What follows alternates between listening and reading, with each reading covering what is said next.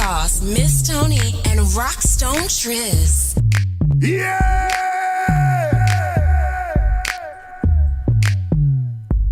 Wait for it. Wait for it. Come here, shorty, let me look you in the eye. It's let me look you in the eye. I said I went with your part, and then I went with your part, and then I went to a different part.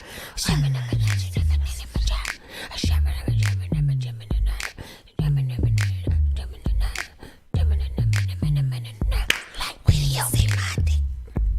Wait till you see my. Oh. I'm gonna beat that.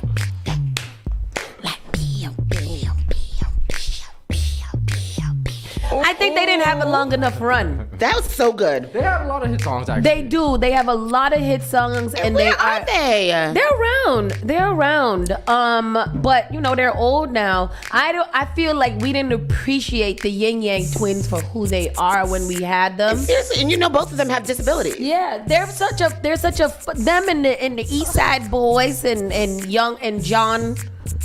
Okay. Yeah.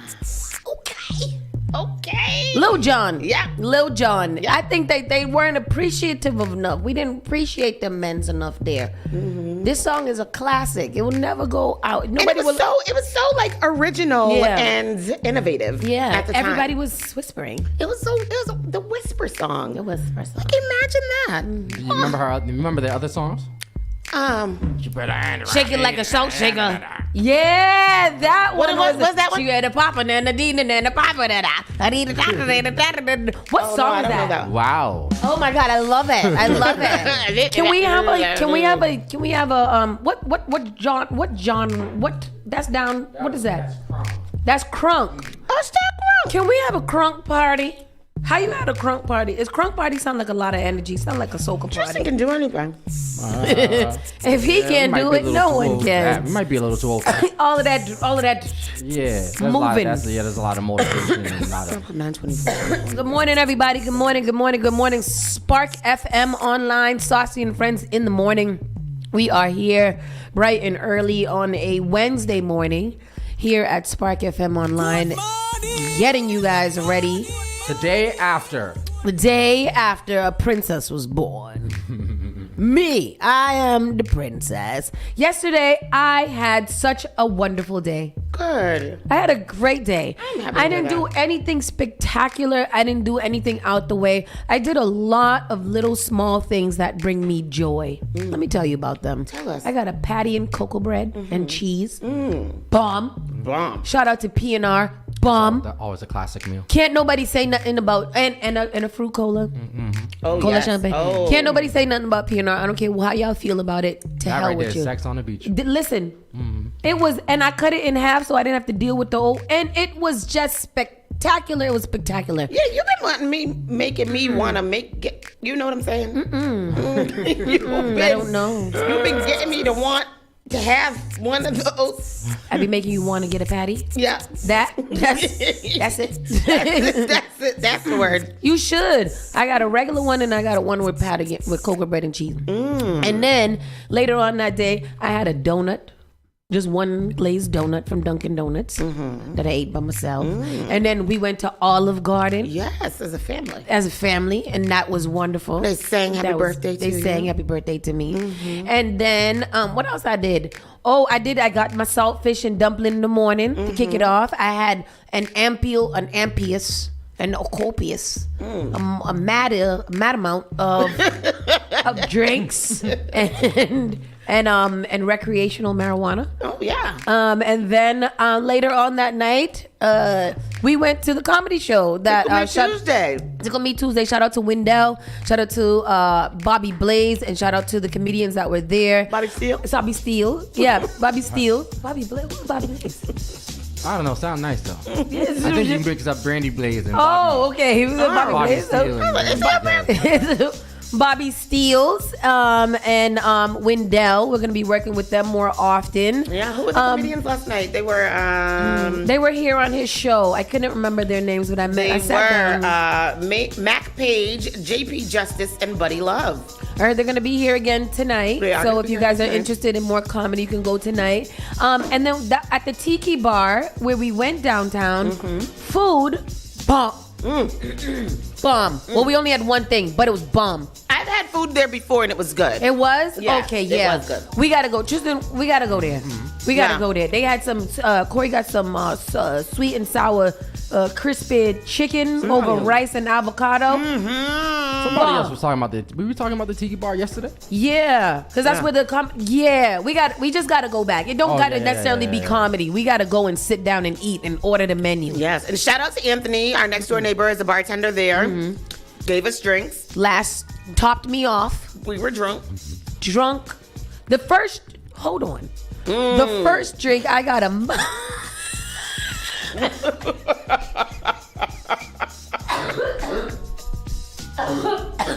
Woo! I got a Mai Tai. And when I ordered the Mai Tai, she said, "It's strong, you know." And I said, "It's my birthday. That's fine." And she said, "Okay." She brought me back the Mai Tai. I took one sip. And within that sip, as it started to go down my system, I glitched. She did. She went like this. But then she was like, we saw her do that. We were like, what the hell happened to you? And she was like, taste it. I tasted it and I was like, and then Corey tasted it and was like, so it was like,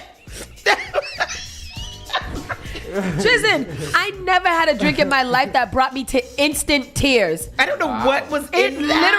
It literally, like, it pinched my brain nerves or something like that. Wow. And the tears immediately came out of my eyes. I've never experienced anything. It was good, though. It was just strong as hell. It was crazy. It was effing crazy. But they fixed it, and it was great after that. But, man, I tell you. She thought she was doing you something good, making you an extra spicy drink. Oh, my God. It hurt. It was just like my brain couldn't, like, what is it? Meltdown. Yeah. So we reordered it and got one that was a little bit better. And then the third one was completely better. Absolutely. But by then you were drunk. So that's why. Cooked. Yeah. Yeah. Corey said it was horrid. Those drinks were strong and hard. And they were good. Yeah. That's what I like in my Mine life. was called the best year ever. Ooh. And it was a great year that night. With that said, how about you, Tristan? What'd you do? What did you both do? I was just working on graphics, actually. I'm trying to make sure I got my pocket right for this Miami trip. And trying to count all my coins right now. Man, so collect all of them right now. You know, and that was really it. Good. I'm about to start doing something strange for some change because listen, I got things to pay for. Everything is so expensive. Everything costs money. A lot of money at that. And I can't take it. Gotta get a hustle, man. Everybody need a hustle. A hustle or a sugar father? A sugar father. That's where I like a sugar fatherism. A sugar father. White. With that said, people, let's get this show started. We do have a great show lined up for you guys. We'll be talking to our good friends over at Yamba Boutique. I was just talking to her on the other line. Yamba Boutique. It is open. It is beautiful. It is demure. So when we speak to her, we'll be talking to her and see ya. This is Leah. Still glitching from last night. Anyhow, people, let's get it going. Spark FM Online, Saucy and Friends in the Morning officially starts right now. You're listening to Saucy and Friends in the Morning with Miss Hot Sauce, Miss Tony, and Rockstone Trish. Spark FM. Spark FM. The People Station. What is that? Spark FM. Call Spark FM at 617-272-3387. Check it out. Check it out. Today is Wednesday, September the 25th in the year of 2024. It is 9:18 a.m. in the morning. And we are here. Today's going to be an overcast, a high of 66 degrees, winds in the east at 5 to 10 miles per hour. Tonight's going to drop down to 57 degrees. There's a 9% chance of rain, so that means that we're probably not going to get any rain. But tomorrow is slated to be very rainy. So if you missed the rain from over the weekend, You can enjoy a good nap time tomorrow on Thirsty Thursday. Let's get into the around the way news and find out what's going on with the peoples closest to you. Then after that, we'll follow up with the national and world news. We'll stop to have a quick interview, and then we'll get into the Entertainmente. Let's go. Entertainmente. A teen is arrested in connection to a deadly shooting in Jamaica Plain. Good morning, Ibn. How are you today? I did not do any screaming yesterday, Ibn. You should have, because it was your birthday. Here goes the story. Teenager tied to the shooting death of a man in Jamaica Plain was just in court. He was arrested at that scene, and NBC 10's Darren Botello joins us live outside court in Roxbury with the latest on this. Darren? JC, that 19-year-old suspect was in court just a couple hours ago, actually hiding behind a door, pleading not guilty to these charges, only related to firearms at this point. But prosecutors say he was at the scene of the shooting, running away from police and throwing away a gun. Edwin Vinales, a Boston teenager hiding behind this door in court on Tuesday afternoon, tied to the deadly shooting in Jamaica Plain on Monday night. Prosecutors say Vinales ran from police at the scene of the shooting at this public housing complex. Officers did observe Mr. Vinales discard a firearm as he fled, did recover that firearm, leading to the charges before the court today. Vinales pleaded not guilty to several firearms-related charges after police recovered a gun from the police chase. But his attorney in court cautioning against tying his client to this deadly shooting. They have to produce evidence with regard to that shooting. Police say they arrested Vinales on outstanding warrants and firearms violations. Investigators say the gun was a semi-automatic with an extended magazine capable of holding more than 10 rounds of ammunition. On Tuesday afternoon, a memorial set up for the man who was fatally shot here. 77, shots fired, 277, man down. Less than 24 hours before, the area surrounded by yellow crime scene tape with shattered glass and evidence markers on the ground. This couple holding each other as a crowd watched as police combed the scene for evidence. Neighbors speaking with us shortly after the fatal shooting. And we saw basically just like a ton of cop cars, like a SWAT team, not an ambulance, maybe one EMT guy, but like full on like breaking down the door. Just a lot of cops. They're bringing people out from outside the building. Investigators tell us multiple weapons were found on scene around 9:30 Monday night. The man who was shot was taken to the hospital where he died. It was pretty intense. And the teen suspect in this case is being held without bail. That is unleashed until September 30th with that dangerousness hearing happening then. Live in Roxbury tonight, Darren Botello, NBC 10 Boston. It's very interesting because they can't necessarily connect him with the crime. They haven't even charged him with the shooting in itself. So I'm wondering why are they making this connection so... I feel like that's dangerous to do. Like, they can make it a news story, but don't make it seem like like, you can't just accuse that man of shooting people because he had a gun on him. Right. I know it does look suspicious, but like his lawyer said, unless there's some evidence to connect him to the crime, I'm not sure they're going to be able to connect him to the crime. What's the police crime solving rate? Do we know that? Boston. That's a good question. Police. That's a very good question. Crime solving rate. Homicide clearance rate. Data set. Evan said it's 100%. It's not one. Evan, go. Ain't there some records you gotta play? Something that's gotta be done. I think is what they say. It's 6.0 total the shooting. Violent crime is down 5.6% from the same quarter in FY09, and property crime is down 6.2%. Total shootings are down 6.8%. Y'all ain't telling me what y'all be solving. Somebody talk so I can read this. I don't know. I think that there's a lot of some cases get solved quickly and some cases do not get solved quickly. Yeah, I don't see. Yeah. I'm looking for a percentage. It's not. I can't really find a percentage. Me It's either. all smoke and mirrors, according to Evans. Evans is giving us all the things. Mm-hmm. I'm gonna do some research. Measures of definition. Ooh, we're gonna keep this up for our guide into Can y'all crime. help us find the conviction rate? In Lawanda Boston? will find it. Is Lawanda here? What is that here this morning? Y'all gonna be our interns on this. Intern listeners. The conviction rate or the crime solve rate? Crime solving rate. Crime solved. Crime has decreased by homicides increasing from 13 to whatever. Shootings have. We'll get into that later. We're going to have to go across the street to the police station. We go sit down and interview them quickly. What's that, B3? That's B5. I don't know. That's B3 right there. That's B3? Oh, we part of B3 district. Oh, yeah? Celtics Jaylen Brown launches a new performance brand. Oh, boy, but he's into his entrepreneurism.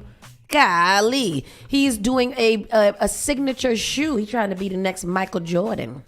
Jaylen Brown's eventful offseason continued Tuesday with the unveiling of his new sportswear brand, 741. The Boston Celtics star announced 741's launch via Instagram and the brand's official website, 741performance.com. According to press release, Brown turned down over $50 million in endorsement deals from other major sneaker companies to pursue full ownership and creative control over his own brand. Let's get it, Jaylen, okay? Let's talk to him with a little shade face. So, like you said, as a competitor, you're always looking for any key identifiers that can help you, be motivated, stay motivated, and add to that chip on your shoulder. I'm that type of guy already. I'm always looking for something.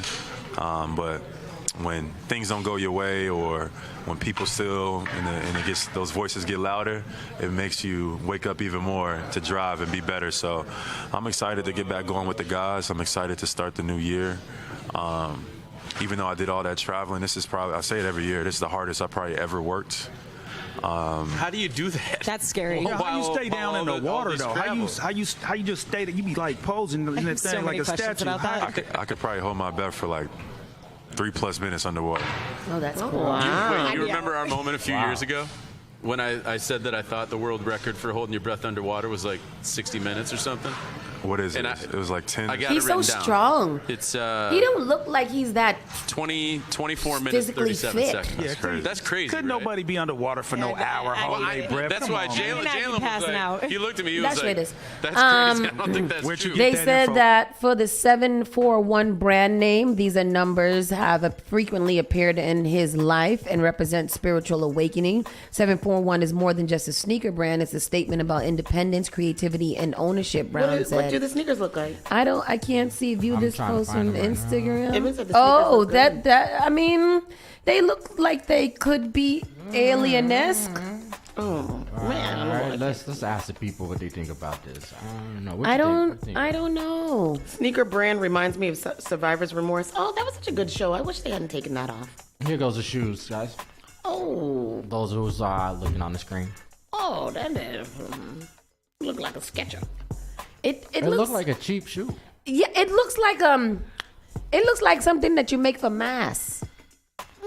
Yeah. Like you have a black mask costume, and you're like, oh, I found these in Walmart, and I put two little bedazzles on them so they can match my. Damn. They look like a shoe for older, well-seasoned gentlemen. It's going to mass. It's going to mass. It look like it's Skechers. It's probably a nice shoe. That's probably the rendering, the computer generated in person. It probably looks. What are these little bubbles on there? Like, tell me what the bubbles are. If you guys tell me what the bubbles are, then I'll feel okay about it. They for looks. Somebody said y'all say sports shoes. I say my new nursing shoes. Exactly. That's exactly what it looks like. A nursing, like a walking shoe. You know, walking shoes. That's what they look like. Are they basketball shoes? That's what they're supposed to be? I don't know. I mean, the people seem to be really into them. Cool people. They like the comment section. They're like, "Let's go, energy shifter. These are crazy. I like them." Instead of 3 stripes. They have a Black Panther Wakanda look to them. Oh. They do, but they are still very. What are those? Yeah, let's go because they're beginning. Where is he gonna brand? How is he branding them? Like, how do I know what is the brand of 741? Yeah. It doesn't seem like a shoe brand. Yeah, 741.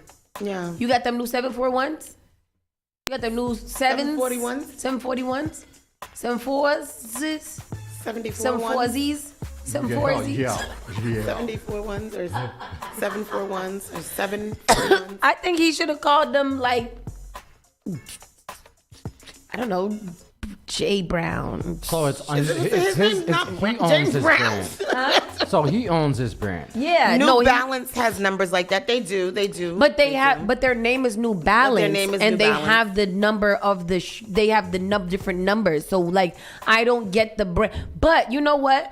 I just like the fact. Besides all that, I love what Jaylen Brown is doing. Period. Me too. Jaylen Brown is really kind of embracing entrepreneurship and the ownership. And philanthropy. Yeah, philanthropy and the ownership vibes that Black people really need to start getting hype about. We need to start getting very, very hype and excited about owning ish. Pastor Troy said they look like an Ortho Flight 1. An Ortho Flight 1. That's not Well, nice. I'm glad that he owns a brand. Though. Me That's too. dope. Me too. And he's doing it here in Boston. I think that he's setting a great example for a lot of young people in Boston. I think it's probably. spectacular. Like I be trying. I don't know. I don't be trying to do anything. But I wish that there was more Jaylen Brown-esque people out here that is really kind of highlighting what it means to just do things.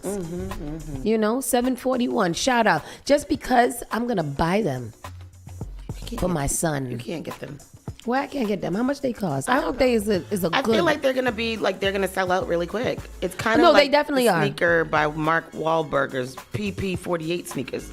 Oh, he has Mark Wahlberg has sneakers. Oh, we can step into tomorrow today. Oh, that's nice.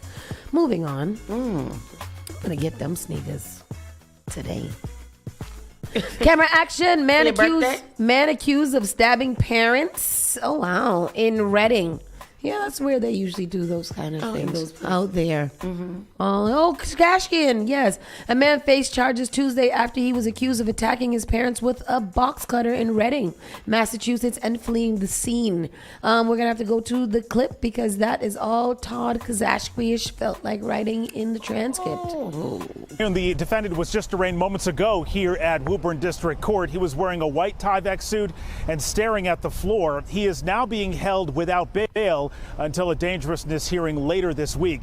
The prosecution alleges he tried to kill his parents, and there might be a mental health component to this case. This video you're looking at right here is the location of the stabbing this morning. Police say they got a 911 call shortly after midnight about a stabbing on Bond Street in Reading. The defendant is 27-year-old Christian Alexander. He is charged with assault to murder and assault and battery with a dangerous weapon. Right after allegedly attacking his parents with a box cutter, police say he fled on foot, but police were able to track him down by pinging his cell phone. Here's the Reading Police Chief providing an update on the victims and the defendant. Both the victims are expected to survive their injuries, and they've been transported to Leahy Hospital. It was an isolated incident. An officer who was searching the area located him on Hartshorn Street in Reading, recognized him from the description, and took him into custody. Without incident? Without incident. The police report says Christian Alexander stated to the officers who arrested him, quote, "I just had a psycho attack. I didn't mean it." And then asked, "Is everyone at the house okay?" When an officer apologized for a slight delay during the booking process, Alexander allegedly said, "You don't need to apologize. I just tried to kill my expletive parents." Reporting live at Woburn District Court, Todd Kazashkiewicz, WCVB. Wow. Yep, sounds about right. Yeah, I'm not surprised at all. We've heard it all before. This is what they get in, I forget what his reason was. Is it PlayStation? No, Chicken wings? Who's the little boy that killed his parents? This one? Yep.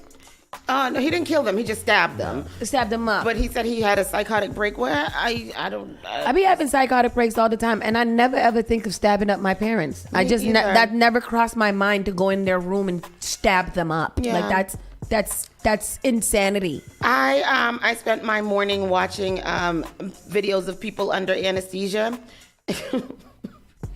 Oh, the little crazy. boy. It's lots of them. But so this is a whole page dedicated to people under anesthesia. So I was in that rabbit hole hard this morning. And people say some crazy things under anesthesia. So during a psychotic break, it's crazy. The little black boy was cussing up a storm, and I was like, I would have smacked him in his mouth. I don't care what you under. Right. You ain't gonna come in my house disrespecting me. Cussing. But yeah, so psychotic break, you might, you probably black out. And that's what we've heard about other people. Remember, what was that In the Mind of a Criminal or something that we were watching on Netflix, that documentary? Oh. And they were talking about the people Murderer. who like In the Mind of a Murderer or something like that. They just black out. I think it's called Just Murder. Just Murderer? Just Murderer. Oh. Because what is it? It's one word.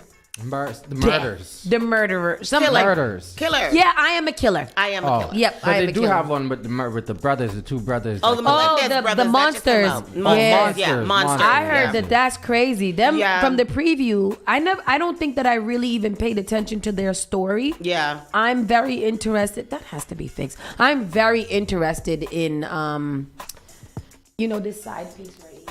Oh yes. Yeah. Sorry. Yeah. Yeah. I'm very Melendez brothers. I want to go actually read about the Melendez brothers and see what they actually did. Like, why were they so terrible? I don't know, because the parents didn't abuse them or anything. I think right? the parents were a-holes. Yeah, like they were very like bad to them, and that's why they decided that they didn't feel no remorse or something over killing their parents. Again, I just never want to kill my parents. Shake them up maybe, but not kill them. Definitely shake. They need to be shooken. Shooked.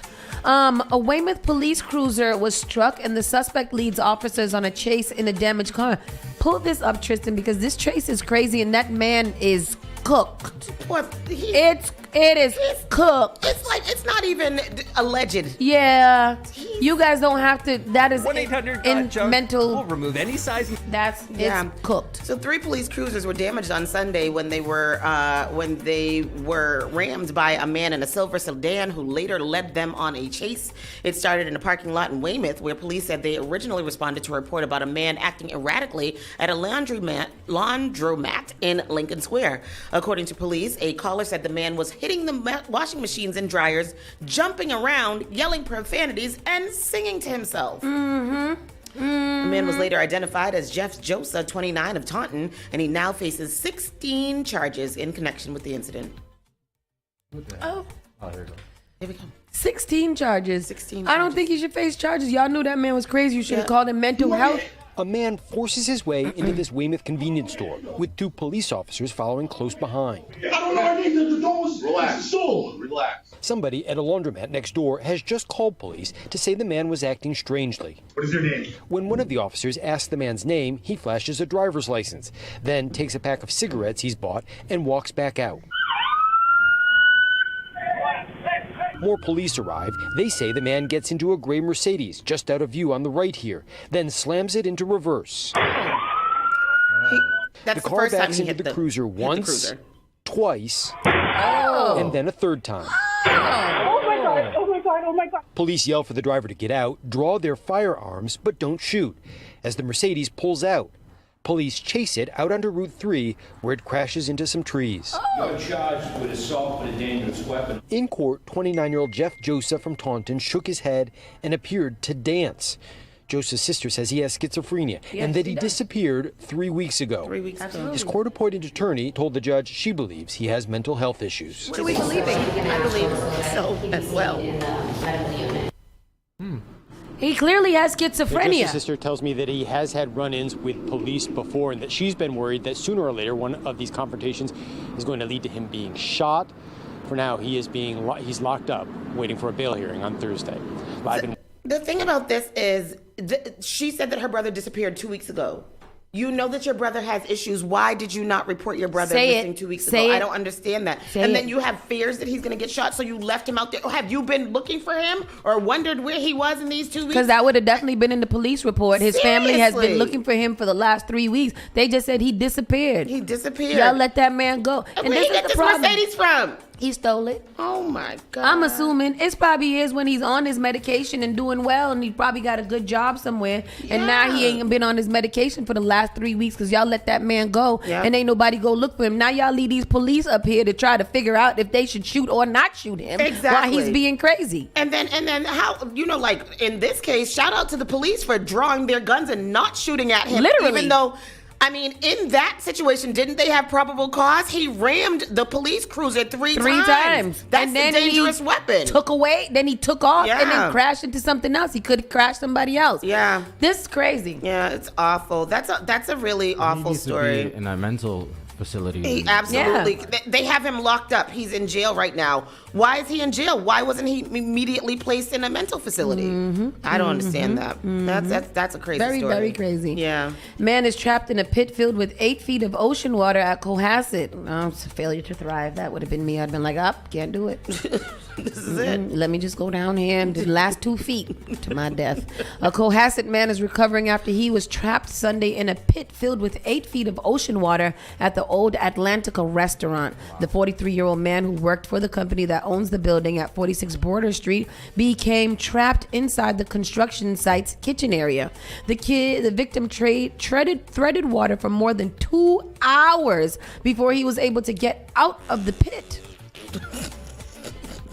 Boy, I can't stand up for 2 hours. Like she treaded water for 50 seconds and then succumbed to her and then sunk injuries to the bottom. He was treated by. How did he get out? The victim treaded water for more than 2 hours before he was able to get out of the pit. Who helped him? He was treated by Cohasset Fire Department paramedics and taken to hospital to be treated for non-life-threatening injuries. During the initial investigation, officers found a large open pit inside a dark kitchen filled with ocean water. The pit was uncovered and unmarked. The Occupied Safety and Health Administration is investigating. Yes, investigate it and let us know for what. They was fishing. In the restaurant. Mm-hmm. In the like that ice fishing that they be doing when they dig the little hole in the bottom. Restaurant we fishing. do have to say that must have been some of the freshest fish that they may have caught. Talk about farm to table.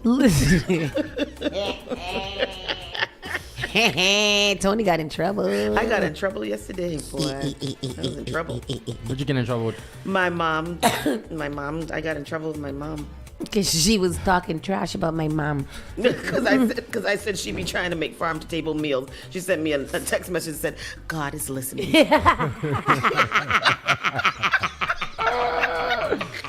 Now I'm going to get in trouble for this. I'm going to be in trouble again. Damn it. I know they probably be mad as hell in that house. Like, watch these two idiots put this on the damn radio. Man trapped. So Revere School consider metal detectors after rising student fights. I consider it as well. I know what they say about metal detectors. What do they say? That they don't want them in the school because it's blah, blah, blah, blah, blah. I just don't understand what the problem is. We're not asking for armed guards at every door. Mm-hmm. Why can't we just have a quick provision that when you come through the school door to prevent, serious injuries? I want them to stop showing this man's little scratch on his arm. That was not significant to make me feel a way. But the thing is, in the culture of life that we are living in right now, with all of these school shootings and da-da-da-da-da, I don't understand how people could be opposed to having metal detectors in the school. I really don't get it. And Revere, we have not heard reports of weapons in Revere yet, right? So this is more of a preventative measure. Who would be against this? I don't understand. Yeah, I just would rather, as a parent, I would rather the metal detectors be there. Mm-hmm. Let's go to the story. I want to hear what some of these, what they're actually saying. What's the argument here? And then you guys in the comment section, you could call or comment. At Revere High School. In both cases, an adult was injured trying to intervene. Parents came to this meeting for answers to their biggest worry. That was the safety of my kids coming to Revere High School. I want to feel safe when I send them to school every morning. After those fights, the school district added another school resource officer and may hire an outside consultant for a top-to-bottom review of school security. We're really happy that that something is being done. It's been much calmer, much calmer. But the teachers union wants more supports like campus monitors in the halls. At this meeting, administrators asked parents what they want, including metal detectors. Should we have metal detectors? And we're going to ask everybody here to weigh in on that because there are different opinions. What's one life worth? It's worth $3 million, I can tell you that, especially if it's my kid. Parents were asked to Not vote, only $3 million, using green only $3 stickers million? on ideas they support and red for ones they're against. Opinions are split on panic buttons and on metal detectors, but most support the idea of more forums like this.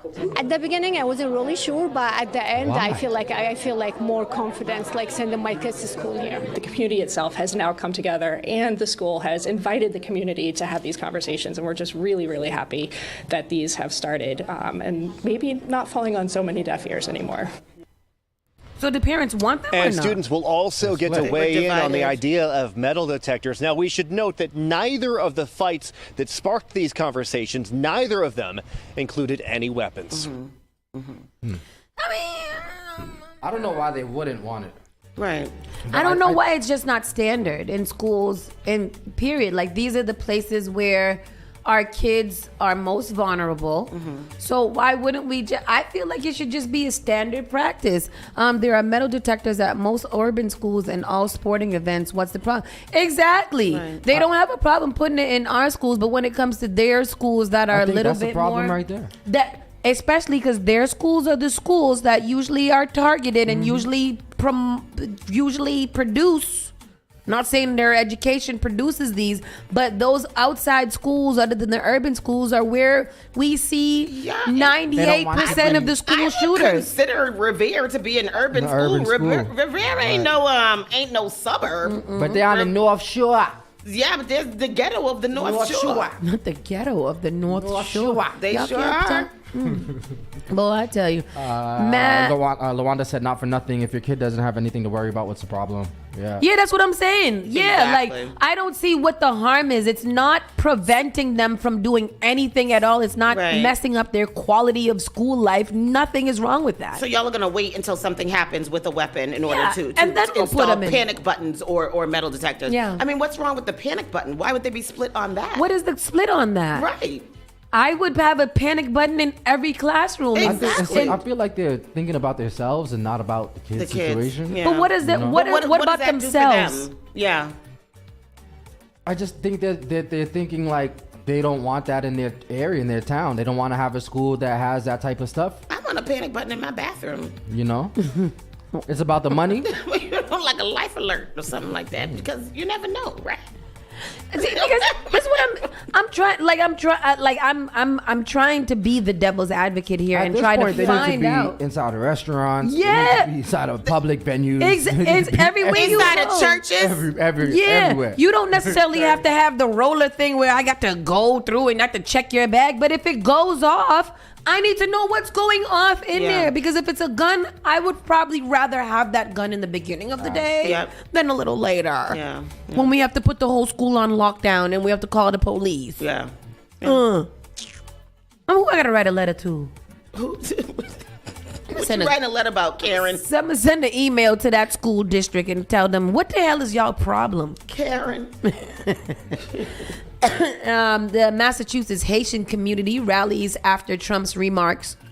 I think after this, I don't know. I haven't checked in a while, but I think there was a Haitian Trump supporter who maybe have changed his mind after this situation. Is that right? Yeah, it's interesting. I haven't sparred with him in a while, but I shall.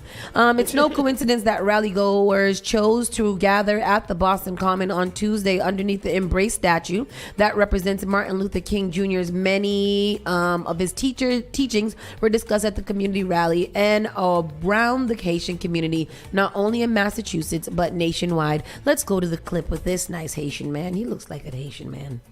I said that to myself. Comments during his debate with Vice President Harris. ABC 10's Malcolm Johnson live in Boston with details on this. Malcolm? There were over 100 Haitians here today, Corey, and residents from other backgrounds passionately rallying for love and truth.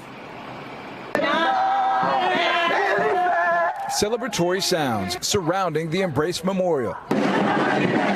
Proud Haitians standing for love and unity in this rally and rebuking debunked accusations by former President Donald Trump and vice presidential candidate J.D. Vance about Haitian immigrants in Springfield, Ohio. In Springfield, they're eating the dogs, the people that came in. They're eating the cats. Fabricating lies about Haitian people, and it hurts. There are nearly 25,000 Haitians in Boston, and many take the false claims personally. City Council President and Haitian American Ruth Louis Jean. I said very clearly he's messing with the wrong one. Both Donald Trump and J.D. Vance are spreading lies that have been debunked, and we as a Haitian community are not going to stand for it. Haitians standing up and fighting for American independence in the Revolutionary War is a point of pride within Haitian culture. Today, to come back and you treat me like this and call me like I eat cat, I eat dog and stuff. So no, let me tell you that what we eat, Haitians, we eat great food. We take so much pride when we make our own bread with our own sweat and tears. A proud group standing up for those in Springfield and marginalized communities beyond. We've seen it before when they said, no, Irish need not apply. We've seen it before with the Chinese Exclusion Act, which is why it's important for us to stand in solidarity, because today it's me, tomorrow it's you. And City Council President Louis Jean went on to tell me, JC, about Haitians coming into this country, focusing on hard work, education, and their faith. They eat grapefruit. Let me tell you what we eat. Haitians, we eat grapefruit. I wonder why he started with that. Because the list wasn't popping up as fast in his head. Grapefruit? We eat grapefruit. And you know, he went down the list and they was like, God damn it, I did not ask him for all this. Legume. We eat legume. We have, this is also, we have cabrit. That's all. We pick from the freshest food. Yeah. You know, like, it's just unfortunate because as you read more about the foolishness that they're spewing, like these are not even illegal these are actual legal Haitian residents of that town who have been living there for a long time. Do you think that Trump immediately when he said that was like, oh shoot? No, I think that Trump, like a lot of his supporters, hear one thing and they insist that is right, because there are still people to this day that will argue you down that the Haitian people over there are absolutely stealing people's residential pets and eating them. And my question is, that with all the stray pets out here, why the hell would they break into your house to steal your damn pet? Yeah, when they could just eat the ones that's already outside for free? I feel like that exploded out of him, and I feel like he was trying to hold on to They're that. eating the dogs. He sounded frustrated. Yeah, like she had baited him, and he fell right into that trap. Yeah. And I wonder, because everybody talked about, leading up to the debates, they had talked about him being easily baited. So he had to know that the thing existed about him being easily baited. Mm-hmm. And I think that was like, oh, damn, I did it. Caller, you're live. Oh. Huh? I'm just calling to say a happy belated birthday to the boss lady. Thank you very much. Thank you very much. Blah, blah, blah, blah, blah. Where in the world are you today?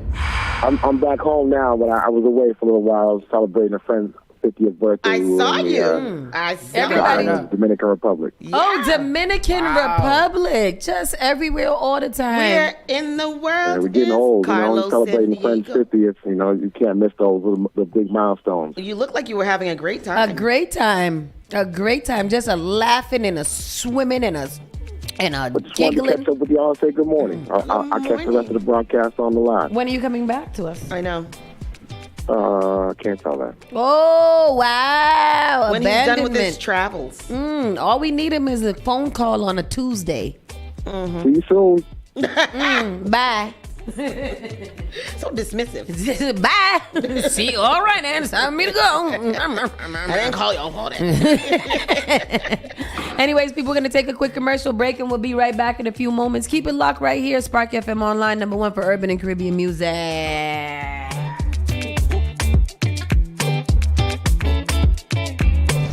You are enjoying the miracle of radio. Radio. New England's #1 urban Caribbean music. Radio. Spark FM. Often I hear people talking about how high their electricity bills are. Massachusetts has programs that everyday homeowners pay for, but never look into. Have you ever considered why some homes have panels and others don't? If you have Eversource, National Grid, or Unitil for electricity, you are paying for your neighbors to get panels at no cost. The charges are on the bill. Why not get someone to pay for yours? This program also helps with re-roofing, tree cutting, and electrical upgrades. If you're tired of short-term solutions for a long-term problem, connect with Bakari to find out if your home meets the requirements to upgrade at no cost out of pocket. Save the planet, future-proof your family for power outages, and save tens of thousands of dollars on an otherwise lifelong bill. Mention Spark when you call or text SPARK to 617-833-8940 to get 2 months off your power bill covered if your home gets selected. JP Morgan Chase is making a global commitment to break down barriers to drive inclusive economic growth all over the world. We believe there is a pressing need to help more people move up the economic ladder. That is why we are investing in communities and people to create an economy that works for all, because no community should be left behind. Right here in Boston, we're focusing that work in Dorchester, Roxbury, and Mattapan, among other neighborhoods, on improving financial health. These efforts aim to address the key drivers of the racial wealth divide head-on. We're here to empower individuals, families, and small businesses by connecting them to the tools that build generational wealth and a long-lasting legacy. Chase is investing in Boston. Chase is investing in you. Visit us at the Mattapan branch at 1617 Blue Hill Avenue, where the team is waiting to help. Finally Home is a must-read step-by-step guide that will equip any first-time home buyer with the knowledge they need to confidently make informed decisions. This book provides answers in simple and clear terms to most, if not all, of the questions you may have about credit, homeownership, and generational wealth. Finally Home equips the reader with the confidence to be engaged with the home buying process without feeling vulnerable or exploited. Tailor-made Real Estate Easy is not just a catchy hashtag. It is real estate agent and radio personality Taylor Andre's goal, a goal to simplify one of the most challenging processes you will go through as an adult. A goal to educate you properly on credit and teach you the strategies to finding the home of your dream. It is not just a good book or an easy read. It is the secret to a seamless home buying experience.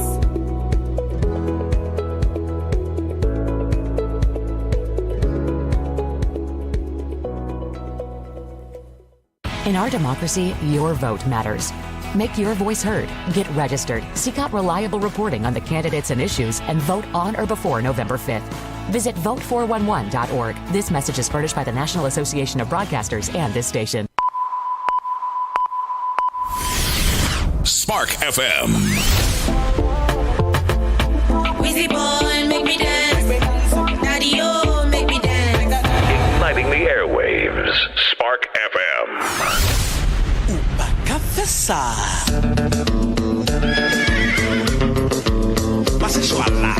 Join us on Facebook and Instagram at sparkfmonline.com. Turn us up. Tell me how you want it, yeah. Spark FM. Spark FM Online, number one for urban and Caribbean music. We are back inside of the building. We are going to go right into our national and world news, and then we'll be talking to our friends over at Yamba Boutique, Boston/Cambridge new premier woman. Can you call that? Woman, black woman owned and curated dispensary. I like that. It feels exclusive to me, but we'll get into that exclusivity later on today. Let's keep it going with our national and world news. Missouri man. So yesterday we talked about the young man by the name of Marcellus Williams, I believe it. Yes, Marcellus Williams. He was 55 years old, and yesterday he came to the end of his death row sentencing. A Missouri man has been executed. So yesterday around maybe I think it was like 7 o'clock, a Missouri man, Marcellus Williams, was executed for the 1998 fatal stabbing of a woman, despite calls by her family and the prosecutor's office that put him on death row to let him serve out the rest of his life in prison. So he was convicted of breaking into a woman's house and repeatedly stabbing her, and was executed Tuesday over the objections of the victim's family and the prosecutor, who wanted the death sentence commuted to life in prison. Marcellus Williams, 55, was convicted in the 1998 killing of Leisha Gale, who was stabbed during the burglary at her suburban St. Louis home. Let's go to the clip so that you guys can hear the story. Supreme Court today denied a Missouri man's appeal to halt his execution by lethal injection, and he indeed died a short time ago. 55-year-old Marcellus Williams was found guilty of the 1998 murder of Felicia Gale, who was stabbed multiple times in her home near St. Louis. The Missouri Supreme Court ruled Monday that DNA evidence failed to establish Williams' innocence. Crazy. We was talking about it yesterday at dinner, that this story has been just so terrible. William was put to death despite questions his attorney raised over jury selection at his trial and the handling of evidence in the case. His clemency petition focused heavily on how Gale's relatives wanted Williams' sentence commuted to life without the possibility of parole. The family defines closure as Marcellus being allowed to live. As Williams lay awaiting execution, he appeared to converse with a spiritual advisor seated next to him. Williams wiggled his feet underneath a white sheet that was pulled up to his neck and moved his head slightly while his spiritual advisor continued to talk. Then Williams' chest heaved about a half dozen times, and he showed no further movement. Williams' son and 2 attorneys watched from another room. No one was present on behalf of the victim's family. The Department of Corrections released a brief statement that Williams had written ahead of time, saying, "All praises be to Allah in every situation." Republican Missouri Governor Mike Pearson said he hoped the execution brings finality to the case that languished for decades, victimized Miss Gale's family over and over again. No juror nor judge has ever found Williams' innocence claimed to be credible, Parsons said in a statement. The NAACP has been among the urging Parsons to cancel the execution. Tonight, Missouri lynched another innocent black man, NAACP President Derek Johnson said in a statement. It was the third time William faced execution. He got reprieves in 2015 and 2017.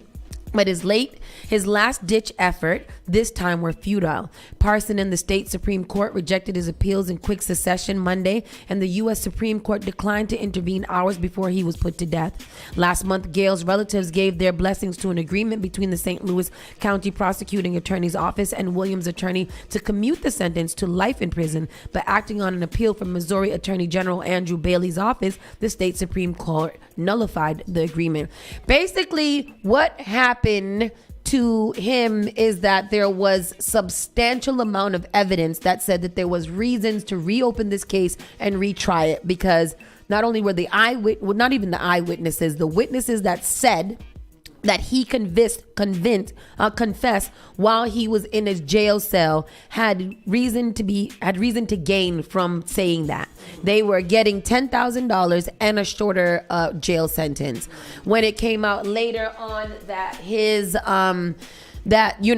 for his jury selection, they didn't select any black men that could possibly look like him, so they removed those persons from off of the jury selection.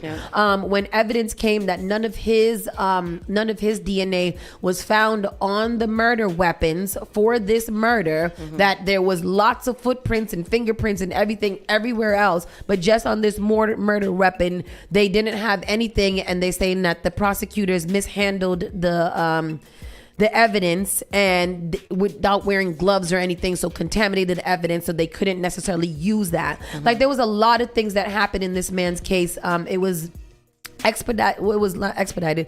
It was halted. His 2 executions in 15 and 17 were both halted because there was not, like they just wanted to make sure that they were getting it right.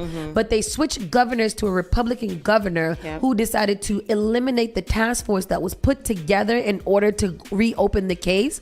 He eliminated in every part that everybody that asked for clemency for this man, they pretty much rejected. They took it all the way to the Supreme Court, to the U.S. Supreme Court, and we all know that when things go to the U.S. Supreme Court, if you are a black person, there is one fate for you, and that is it. They will never side with you. That's not our Supreme Court. That's Donald Trump's Supreme Court. That's not ours. And a couple of articles said that the 3 judges on there, Ketanji, Sotomayor, and Brown.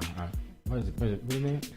the last one, that's for us. They said that they most likely would have vacated it, but they are overwhelmingly overpowered by the other 6 justices that are on there. Schneider pointed out something very good in here. That's weird, adding DNA failed to prove innocence. I thought it was innocent until proven guilty. Yeah. And that's so much of a fact because that's what they kept on saying. Like, there was nothing to prove that he was innocent. There was nothing to prove that he was.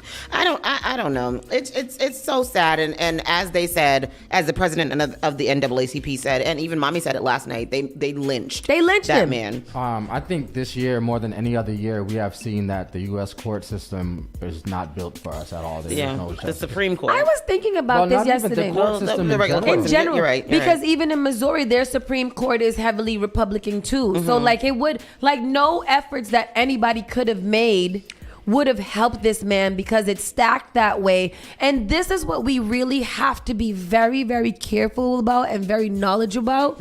If these people get back into office and take the presidency, the House, and the Congress, they are going to make sure that there are laws in place that say that they can do these things to us, especially against women and minorities. And we have to be very, very, very careful with how we move forward. I was watching some things and they were like, if this happens the way that Donald Trump and those people want it to happen, we'll live under Republican rule and pretty much dictatorship for a couple of generations. Donald Trump said that if you vote to whoever he was saying that to, if you vote this time, you'll never have to vote again.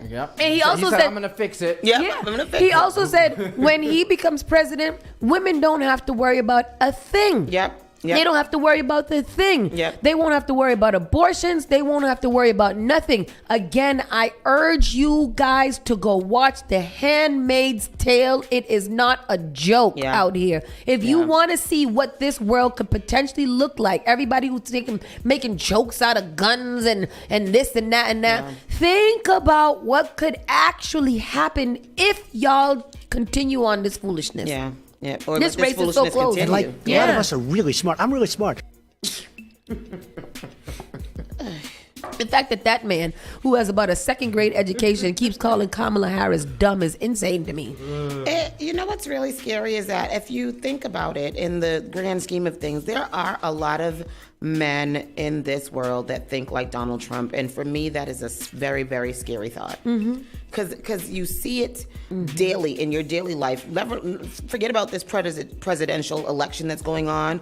You have conversations with some men, and it's really that they think this way, and it's a scary, scary thought that these people will be let loose to run the country. It's not just men; it's people. No, it's men. People. There's a lot of women too. There's a lot of them. Both of you. There's more black men, and there's a very, very. That's what I'm talking about. There's a very interesting handful of black women too, and they're very quiet and loud. Latino men too. Yeah, the Latino brothers and sisters out here have been brainwashed insanely. Because they told them what to think. It's crazy. Like most of the most deranged comments are coming from a lot of Latino men. It's very, very interesting. I'm not gonna put. I think it's all around. I've heard some women say some things. Some black women say some crazy things. I'm like, oh, the migrants, like sounding just like a Republican. Like usually those black women. Let me tell you what they look like. They usually have colored contacts. They usually have a yes, very definitely. synthetic wig. And she changes them quite frequently. Yes, and they usually have a very synthetic brown wig. women. Yeah, and they are usually like on some, hierarchical spiritual level of disdain. It's not even like those, the ones that just do a little crystals. These are the ones who have like their pictures are all washed.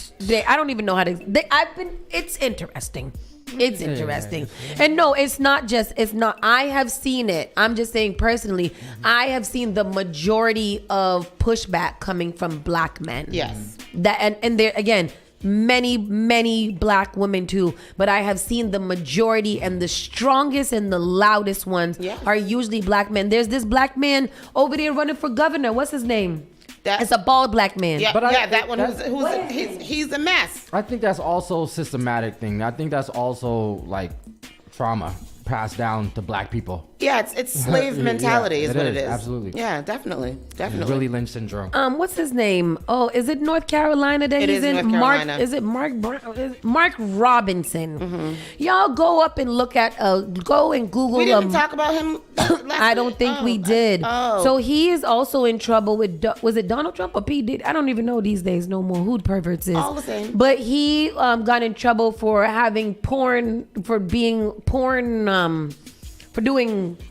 Let's get into that real quick. No. Mark Robinson vows to stay in North Carolina governor's race following report he made inflammatory comments on a porn site. I think he's the one he was making inflammatory. He was being Uncle Ruckus. Uncle Ruckus. He was being Uncle Ruckus, and he was going onto porn sites and saying like all this derogatory statements towards black people on the porn site under whatever name that was like easily like linked back to him. But he was saying like really like what was it? He was a black Nazi. He said on one thing. A black Nazi. He reportedly said on one thing. And in a post to the pornographic website called Nude Africa, called himself a black Nazi, expressed support for bringing back slavery, and recounted sexually graphic stories, including one about his memory of peeping on women in gym showers when he was 14. The posts were made under the username Mini Soldier from 2008 to 2012. CNN reported before Robinson, who was elected lieutenant governor in 2020 and entered politics. Let me read. He has said that the tabloid is trash. Let me reassure you, the things that you will see in the story, those are not the words of Mark Robinson. You know my words, you know my character, and you know that I have been completely transparent in this race and before. We are staying in the race. We are in it to win it, and we know that with your help, we will. I want there to be taken out. I want to be taken down. I want there to be, something. Let's go. Let's see. There goes a clip. That's what CNN wants us to do. What we're going to do is we're going to reiterate our thoughts again, and we're going to reiterate what I said in there. While this country is literally facing a crisis situation on the world stage, while our border is wide open, while our businesses are struggling, while folks are dying from fentanyl, while crime is spiraling out of control, you folks want to focus on tabloid trash, and quite frankly, I am sick of it. And every time I get in front of you, I'm going to cut you off and tell you, you need to refocus yourself on the issues that matter to people. And 15-year-old sensational lies don't matter to people. What matters to people is how they're going to make it in this state, how they're going to make a living, how they're going to get educated, how they're going to protect their children from crime and drugs. That's what matters in this state. You all have been unwilling to share my message with the general population. You follow me to every church. You follow me to every meeting. You've heard what I've said. You refuse to share my words with folks. But make no mistake about it, folks. That's not going to deter me to continue to do it. If you all don't want to deliver the message to the people of North Carolina, they have a champion in me, then we will. And that's the last thing I have to say about it until we fight out. Donald Trump has referred to that man as a Martin Luther King Jr. on steroids. Yeah, he said that. This is Trump, I swear to you, Donald Trump has no idea who Martin Luther King Jr. is. He has no idea. None. He saw a picture of his parade one time and he said, I want a parade that big too. I mean, of his speech one time, he said, I want to have a big crowd at a speech one time that I could have too. Mark Robinson has categorically denied the allegations made by CNN. That won't stop the left from trying to demonize him. He's a demon. And I want you guys to just spend some time and Google Mark Robinson and listen to some of his words. He is the type of black man that we cannot possibly in life let anywhere near any type of leadership and or power, because he is going to be the one who literally turns you into massa. He's gonna go find you, even if they didn't ask them to go find you. He's gonna go find you and turn him into massa so that he can get extra ice in his little sip of rum. That's what he's gonna do. He's gonna do that. Mark Robinson, mark my words. In his sip of rum. In his sip of rum. And he probably don't even drink rum. He probably only takes cool cider or something like that. I like it. This is your part, by the way. Yes, I know. And you've been going with it and doing a great job, and I appreciate you. Thank you. Thank you very much. Shots fired into Kamala Harris' Arizona campaign office. Who shot you? Sorry. They shot into Kamala Harris's Arizona campaign office, and the cops are investigating, and it says it raises concerns. So shots were fired at Vice President Kamala Harris's campaign office in Arizona, police said, just over a week after a second assassination attempt against former President Donald Trump. The damage from several bullets fired sometime after midnight Monday was discovered at the Democratic National Committee campaign office near Southern Ave and Priest Drive in Tempe, the Tempe police said.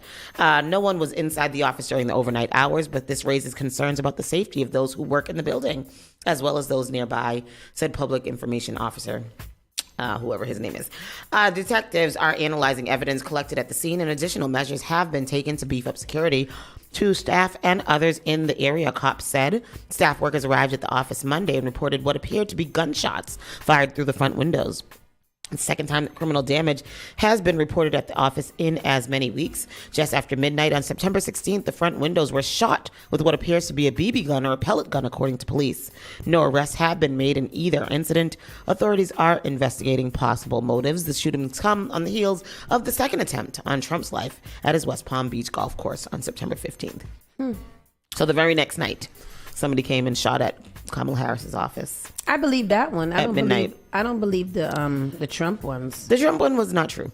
But I think that because they had to cover up of the second Trump assault, that they had to send somebody to go shoot at I'm Kamala surprised there haven't been more shootings on her campaign situations with these crazy ass Trump supporting people. It's very weird to me. It's just not true. Yeah. It's just not true. That's very crazy.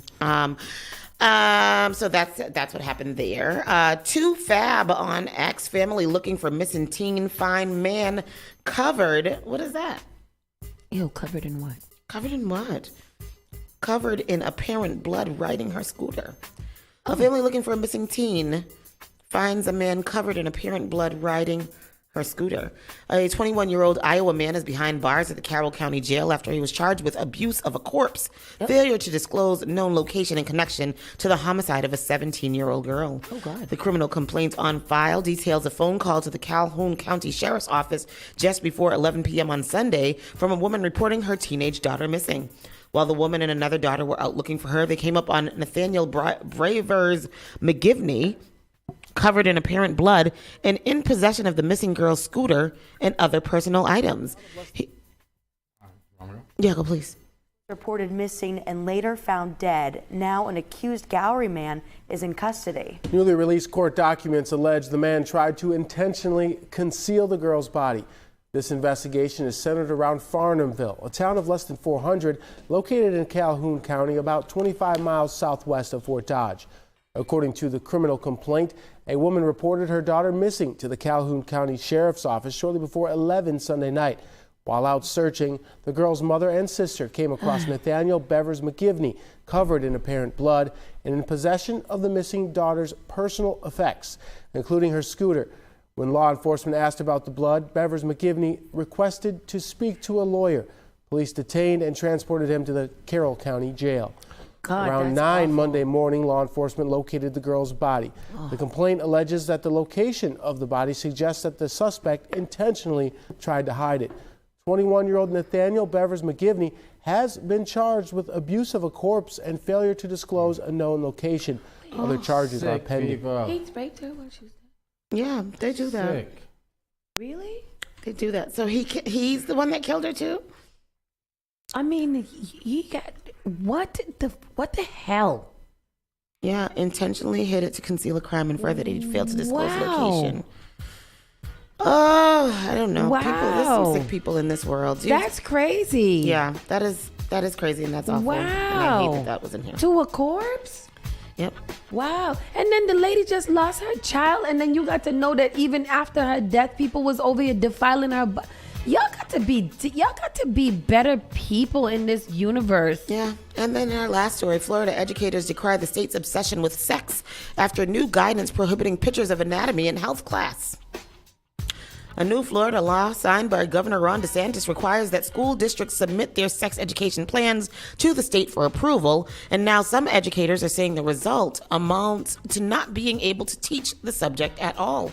Currently, state law requires schools to teach reproductive health lessons in grades 6 to 12 that focus primarily on sexual abstinence as the expected standard. According to the statute, districts are required to teach abstinence from sexual activity outside of marriage as the expected standard for all school-age children, while teaching the benefits of monogamous heterosexual marriage. Emphasize the abstinence from sexual activity is a certain way to avoid out-of-wedlock pregnancy, sexually transmitted diseases, including acquired immune deficiency syndrome and other associated health problems. Teach that each student has the power to control personal behavior and encourage students to base actions on reasoning, self-esteem, and respect for others.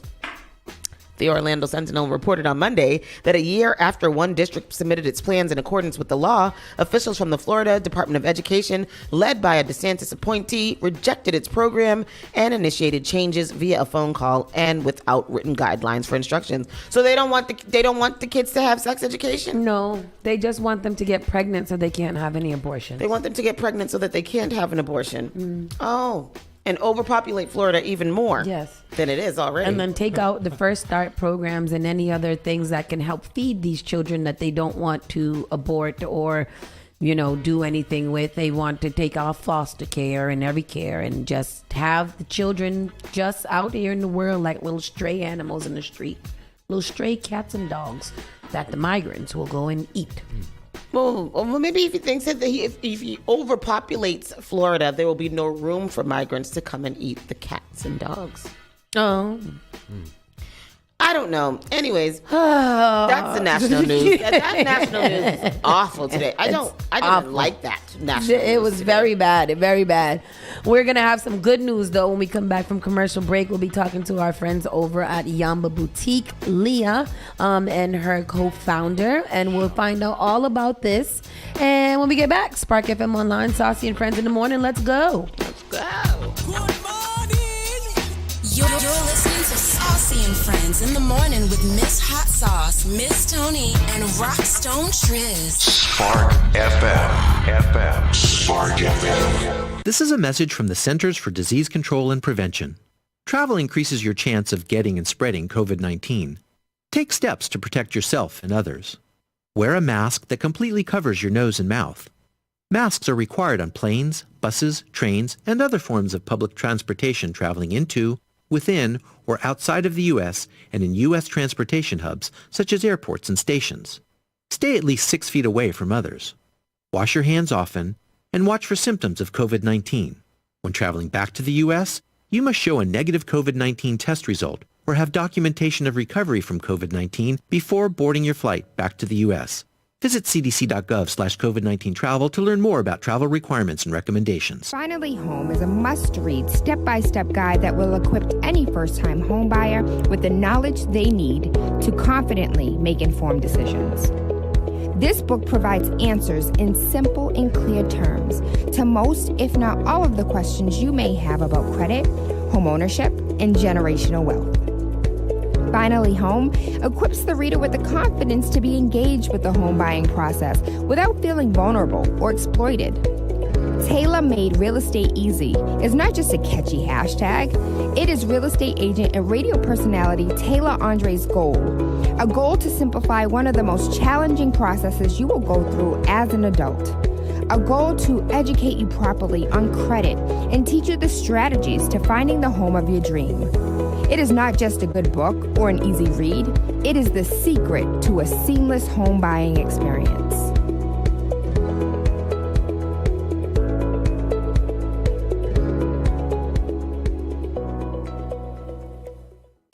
Hi, it's Tori DeVito. In every family, small conversations can make a big impact. I grew up on tour with my parents. Kind of different, but we bonded over music just like other families do over sports, camping, or other interests. And we talked. Little everyday conversations from silly to serious that built a foundation over time. Honest conversations, like when my dad shared his experiences as an alcoholic. Your honesty about that part of your life gave me a sense of integrity that I wanted to uphold in my own life. And I was so grateful that you and Mom had become these sober, stable people who were always there for me.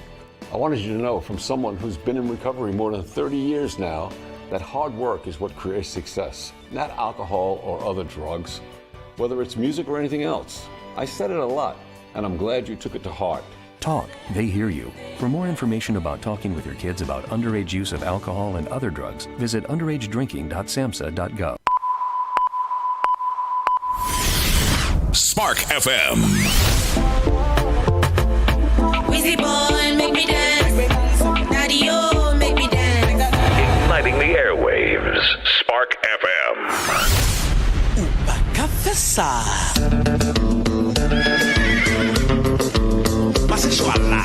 Join us on Facebook and Instagram at sparkfmonline.com. Turn us up. Tell me how you want it, yeah. Call me and I'm over. Spark FM.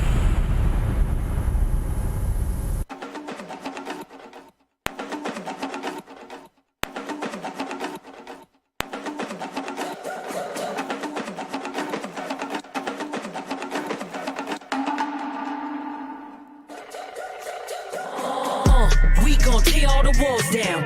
We won't bend over backwards. We gon' hit up the Congress. We gon' get back our taxes.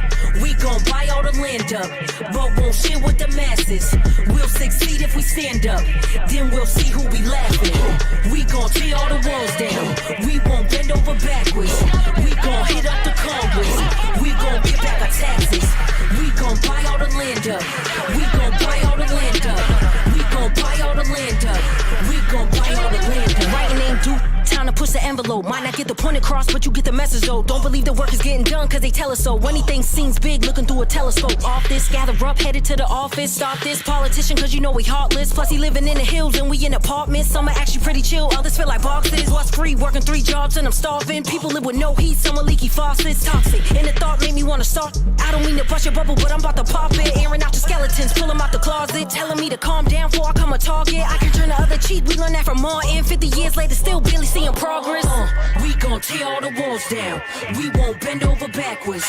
We gon' hit up the Congress. We gon' get back our taxes. We gon' buy all the land up, but won't share with the masses. We'll succeed if we stand up. Then we'll see who be laughing. We gon' tear all the walls down. We won't bend over backwards. We gon' hit up the Congress. We gon' get back our taxes. We gon' buy all the land up. We gon' buy all the land up. We gon' buy all the land up. We gon' buy all the land up. I don't wanna riot, I just wanna better us. Overcome the trauma, feel it through and level up. Here I say inside a business on a regular. Show them how to do it, show them where to register. Never tell them fix it, show them where the errors were. If you buy a house, buy the land and set up a CD Roth account, at least in America. You don't have that, you ain't gonna settle much. I moved that, to be honest, I can't even do yet. Cause I got some $1,000 worth of fucking school debt. I've been trying to build, but I don't have my tools yet. Using what we have, don't we only took a few steps. Ain't long for we all here singing out the same songs. Break through, make our own that they hate on. Face off, get accused that we pulling race cars. Bump that, take the land back and we take charge. We gon' tear all the walls down. We won't bend over backwards. We gon' hit up the Congress.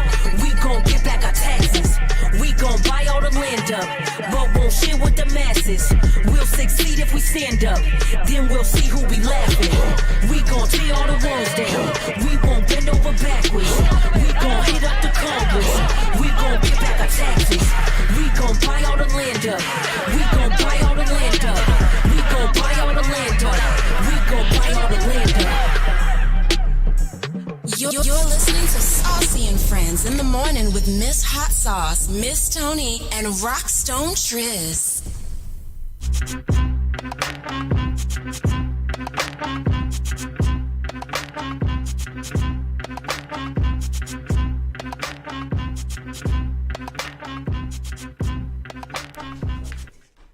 We had to do a little intermission. Welcome back to Spark FM Online, #1 for urban and Caribbean music. As you can see, we had to pull out of our good china for our mimosa. Fine china. The fine china for our mimosas, because when we deal with the people down at Yamba Boutique, we know that we are getting a premium, exclusive situation here. Ain't nobody ever bought us mimosas and mixed them in house. And they're exotic mimosas. This is the orange pineapple. Exactly. And they demanded the fine china.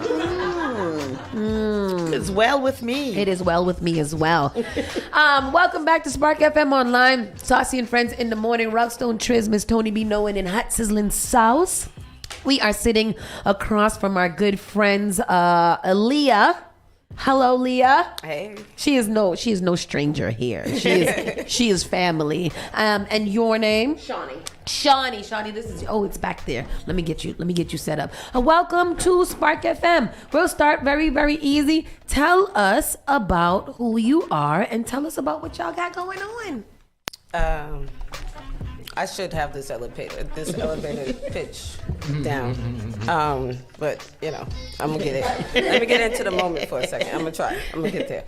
Let's see. I'm Leah Samora, co-founder and CEO of Yamba Boutique, located in historic Harvard Square on Church Street. We are Black owned, majority Black woman owned, and I like to say that we are the Louis Vuitton of weed, but I like it. Yeah, I but like we that. haven't made it there yet. So we're more like Nordstrom's. We're there. If you said it, you is it. That's who you are. We're trying to get there. We've been open 5 months. And I would say the goal of Yamba Boutique is to, one, make it a space for people who do not feel comfortable going into stores, who usually don't feel welcome. And that's usually women, LGBTQ, all those type of folks, all of us, the seniors, right? We want them minorities. Minorities. We want to feel comfortable when we walk into a dispensary, and that's what Yamba Boutique is. Yamba Boutique, when you walk in, it's very warm, it's inviting, it's welcoming. You feel like you want to chill and hang out. It's like you're like in a living room almost, like you're chilling and hanging out. And I guarantee you have never seen a store that looked like this. I'm so excited. Yes. I'm like looking at some of the pictures that Tristan is putting on the screen right now. And we had a chance to visit the store really, really early. Really early. Oh, wow. Oh, Yamba Boutique is beautiful. She's Gorgeous. amazing. I mean, even that's 5 years in the making. So we were there, in the beginning stages as we were building out, and it was like already you could feel what it was going to be. Yes. So to see it now, wow. Are y'all looking at this? I am like this. All of the accessories are either woman-owned or Black-owned. And the unique thing about Yamba Boutique is, but Shawnee's probably shocked that I haven't said it yet, is that I knew it was coming. Yamba Boutique was built in 1864. It is Cambridge's original first police station. And Really? so to be in a location that... Historical location. Historic. Like legit, like the... Behind us is a historic cemetery. Yeah. Like I'm legit like in historic Harvard Square. And I think I'm almost positive the only Black woman owned. In Harvard Cambridge? Square? Oh, yeah. yeah. Not in Cambridge, but I would say in Harvard Square. Yes. Tell us about your journey here, because I heard you say that you've been open for 5 months. Yes. But we 5 visited years. before. Probably visited 5 2 years ago. years? Tell me about this journey. Like, what is that? We hear about goodness, I'm gonna take a sip. we hear about the cannabis industry all they have to have a toast. We hear about the cannabis industry all the time, and we hear, like, to get in there is work. Oh my God! Then is you it? get these buildings, and you're paying on these buildings, and you can't open because you have to go through all of these things. Tell us about your journey, because I know the story, but I want people to understand what this means for Black women to be able to open something like this in Harvard Square. Yes. And be able to put together something that is unique, that is very, very unique, period. So tell us about your journey. Either one. Let's go with it. I'm gonna try to I'm going to try to summarize it because it's a long story, but I'm gonna try to summarize it I'm gonna try to summarize it in a nutshell. She's like, what part should I summarize? Because it's a lot. Let's see. So, I mean, if you know me and my husband is Sia Samora. He's the CEO and co-founder of Yamba Boutique. Shout out to Mass Bay Cannabis. Yes. It's in the comment section. Central Square, of course he is. I'm shocked he's not here. Me too. So we started out together in an accelerator program to create a cannabis-infused personal lubricant called Purient. Yes, you did. Yes, you sure did. You sure did. Y'all made that. Talking to the mic a little closer. Me? You want me to get close? I can't just chill. Well, you can bring the chair closer. Maybe I need Yeah. to bring the chair closer. Well, my heels are not going to allow that. But okay. Yes, heels. Okay. So we created Purient Bedroom Cannabis through an accelerated program, which we were very fortunate. We were very early on in that process, but through that, we were able to meet our business partners that we have now with Yamba Market and Yamba Boutique. That's the process all on its own. Having business partners and going through the city process, right? So Cambridge was very new too. When we first started 5 years, I think it's more like 6 now, but when it started 5 years ago, Cambridge already had a moratorium, which meant that. What's that mean? They had a moratorium on Sia, please. Oh my goodness. I hope I get this right, Sia. They had a moratorium on not allowing MSOs to come in. What's an MSO? MSOs are multi-state operators. So if you own more than one operation in more than one state, then you're multi-state. Oh. Yeah. Okay. Is that what you guys are? We are not multi-state. Okay. We are. Yeah. We are multi-town. Yeah. Okay. We ain't multi-state. We multi-town. Multi-square. Multi-local. That's where. Yeah. That's where we are. But anyway, so we went through the whole process with the city council and doing all that, getting all the regulations in place for Cambridge, all that good stuff. That took a good change. That probably took like 2 years. And then COVID happened. So that's another 2 years or a year and a half, depending on where you were. For me, it took 2. My husband took a year. And so going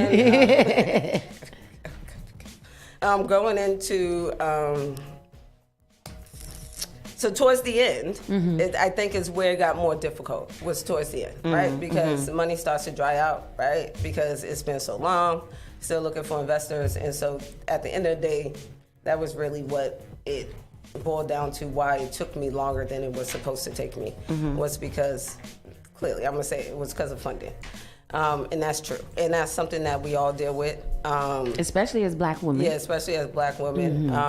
And, you know, this industry, people think that they come in and they make a shit ton of money. Can I curse on here? Okay. Oh, shut up! I can't. Well, not all the shits. Okay, but not all the shit. A little bit My of mouth shit. is a little. A little shit. I'm like a garbage truck. I'm like a pirate. It's really hard. Girl, honey, let me tell you. Have you met my sister? It'd be a skillful challenge to figure to talk without cussing. So I don't know where I was. You were talking about the challenges. Oh no! Well, the whole shit is a challenge. Yeah, absolutely, right? Yeah. Let's see. I was talking about the end, and in the end, funding. Oh, and how we all deal with dealing with Funding, yeah. Yes, and that's just the thing. That's a big deal out here. You know, is dealing with funding to get open. The good thing is though, you know, we got this social equity fund. It's coming out, or it came out, I think yesterday, and some of us have some opportunity there. You were saying how a lot of people got in the business thinking that they were going to get rich. There you overnight. go, Tristan. Good job. you, Tristan. Tristan. That's why you're sitting there, Tristan. All right, so a lot of people came into this industry thinking that they were going to make money. Like, it's the green rush. They were going to make money immediately. Green rush, yeah. It's not a green rush. Cut it out. Everybody stop it. That's not what it is. First of all, we got this huge thing called taxes. Yeah, so that's another thing about that's industry. Y'all taxes is insane. Yes. We get no credit for nothing. We get credit for like basically nothing. Not like y'all do. Not like regular businesses. And that's unfortunate because we basically got to pay back all our money. You know what I mean? And it's a lot of money. To pay, you pay monthly, and you pay quarterly, and you pay annually. Okay. Well, you pay monthly, quarterly, and annually? Yes. So none of them cancel out each other? They do not. Wow. They're all different taxes. Let me ask, to segue from your story, why? Can we introduce? Yes. Please, To put her right in the conversation. I'm chilling. Go ahead. My please mimosa's introduce almost yourself. gone. My name is Shawnee, and I am fortunate enough to be Leah's general manager over at Yamba Boutique. Oh, good. Welcome to Spark. Good people. Thank you. Yeah. I stole her. She did. Well, is it stealing if I came From if boutique? I came running into your arms? Is it still called stealing? That's true. I personally like to see women running things in general. Well, that's So what- I'm glad that's the that you have a female general manager Yes. as well. Yeah, Because Absolutely. Yeah, because we are very much so woman empowered. Yeah. It's a thing for me Yeah. to see women, especially women of color, thrive. So Let me ask you, given the trials and tribulations that you've been through, why I've this been through or industry that I'm going through? that you've been through and going through? Why this industry? And I'm only talking about one part of the industry. Like And that's just have opening the boutique. Yeah, that's just opening up boutique. I have many other projects that I'm working on. You know, but just I would say the unique thing about boutique is outside of all the other projects is that we were so early on. I got to learn so much. I came into it extremely blind. My husband convinced me to get into the industry. I didn't want to. I was fine what I was doing. I was a certified technology instructor and workforce development instructor. I loved helping my people. Yeah. Gain better skills and get better jobs and all that other stuff. I loved it though. That was my jam. I enjoyed it. But he convinced me to get into this industry, and he said I could still help people doing that because that was my main thing, is helping people. And you know, that's why I'm here. My husband convinced me to be in this space. Do you like this space? She's like, why are you asking me? We know you're good at it, but do you like it? Because not everything that you're good at you like. Yeah, that's true. Yeah, that's very true. I'm learning to like it.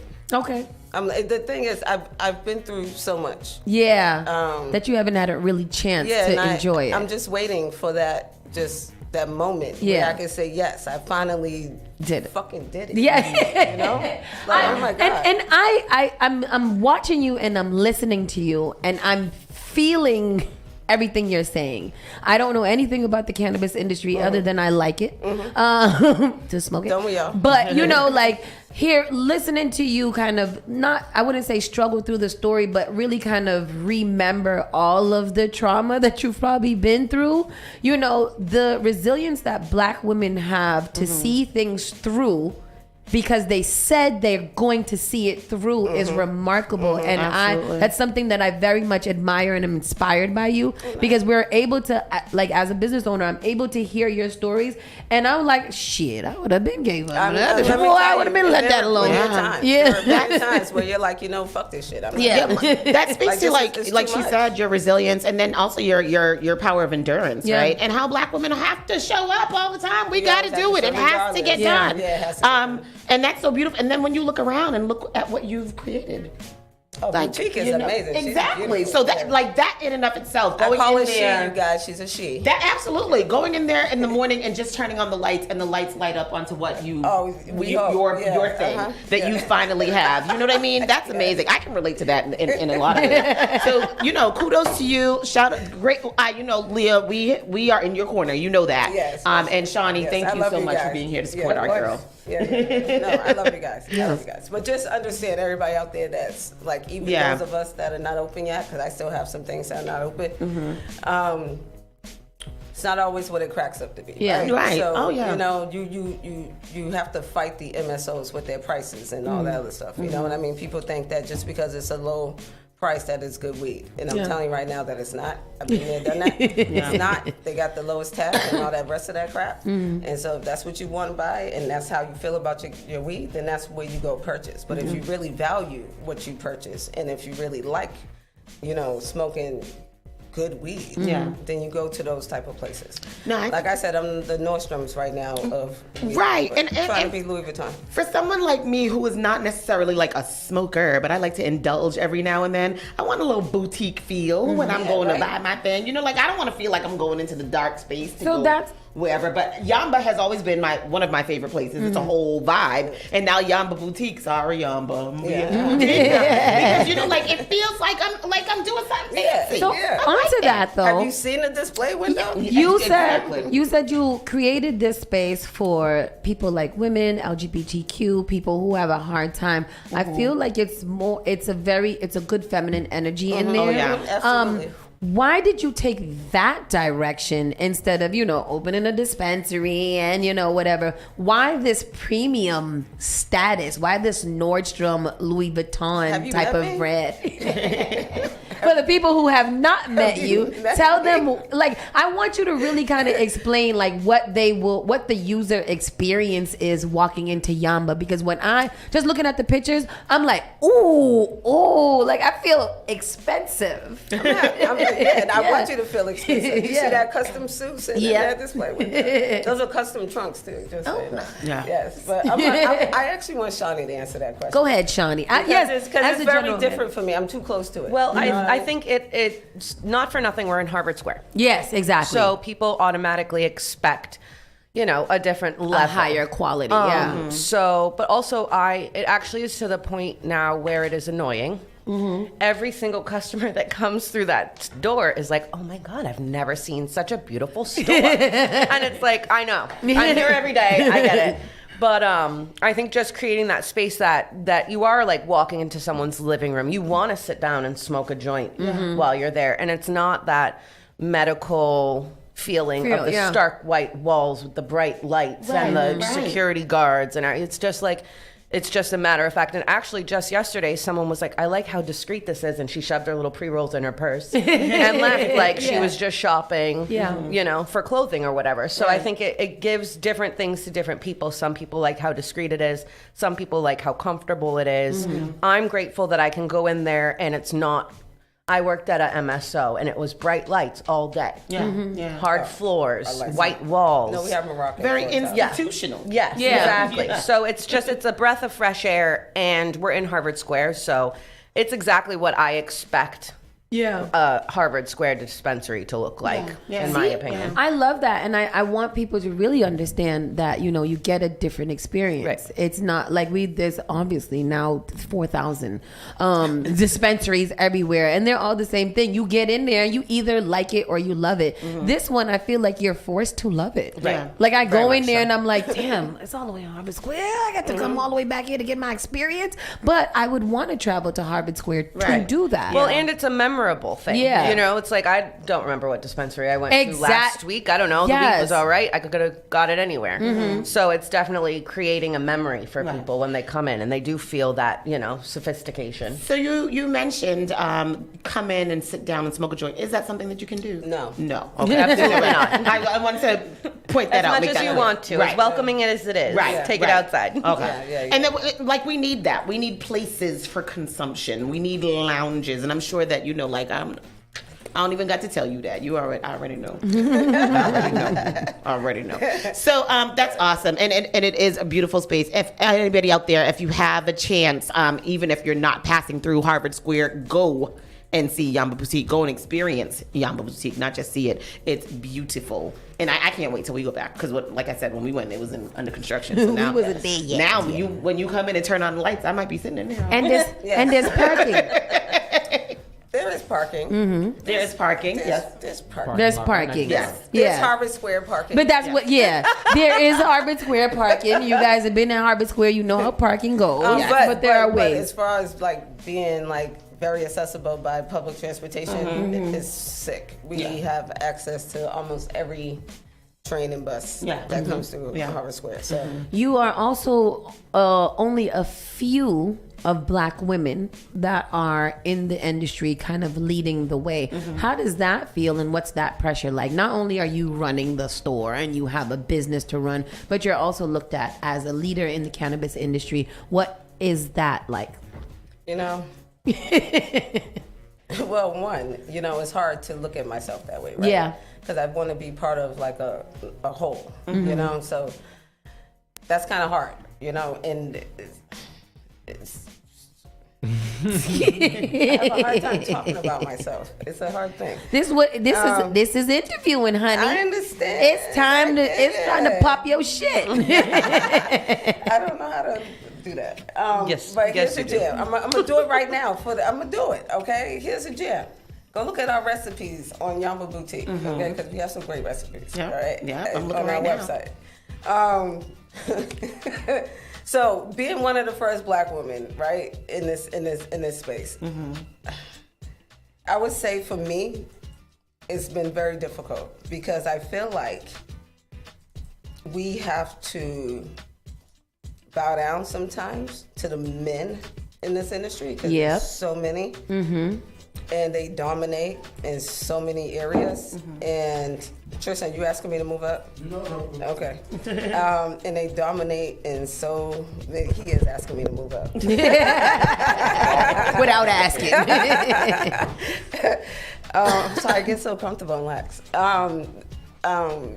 That, you know, for me, it was a little different trying to be that woman voice for the other women in the industry that were afraid to speak up. That's very difficult because, I don't know, some of y'all know some of my story. Some of y'all know.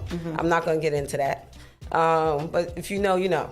And I was one of the few Black women that wasn't afraid to say something, you know, and that's very difficult. Well, not difficult. That's sad. Yeah, when it's women sad. feel like they can't stand up for themselves in a group of full of men. My entire team, when I first started, is all men. Yeah.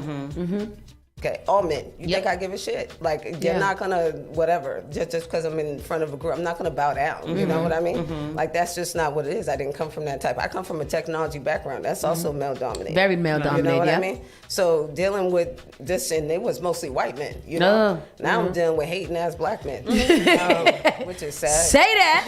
Sad as hell. That's the saddest thing. That's the saddest part. That's the saddest part, you know. And so when I have to, that's the difficult part of being like one of the first is feeling like you have to be the voice too, right? Because other people don't have the. I guess maybe we all have our reasons why we don't speak up, right? Like I got some lawsuits. There's some things I'm not going to speak on. You know what I mean? And we're not going to get into the lawsuits. I didn't mean to say that, but I said it. I said it. If you know, you know. Okay? Like Kamala Harris said, my team will probably have to deal with that. Yes. My team will definitely deal with that. Where's my PR person?